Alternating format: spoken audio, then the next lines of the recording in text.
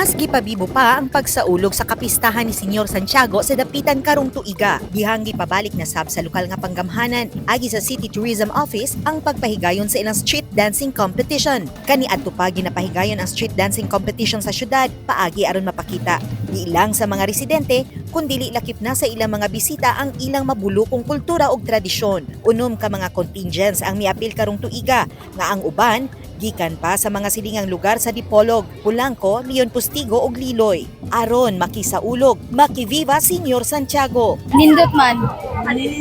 Silang suot, sila pong sayaw. Oo, ano man ang ihasod? Nindot. Kalipay, kayo ko. Kaya ko kanatan akong apo, ane.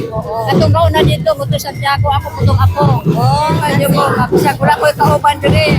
Na magdala-dala na ako. Nakalakaw na mangyupog ako rasara.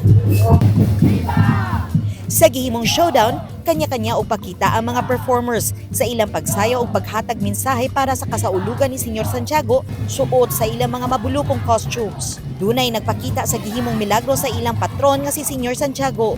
Anaasay nagpakitag pagpasalamat sa maayong abot ug ang pag-abot ni Dato Pagbuaya sa dapitan nga maoy mga una lumulupyo sa lugar nga maoy naghatag sa pangalan nga dapitan.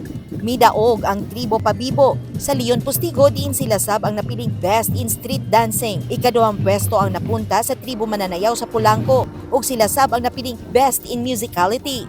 Mentras napunta sa mga performers sa Glorious Fantasyland ang ikatulong pwesto ug nakuha sab nila ang tulo ka mga minor awards nga Best in Choreography, Best Senior Santiago Mascot ug Best in Costume.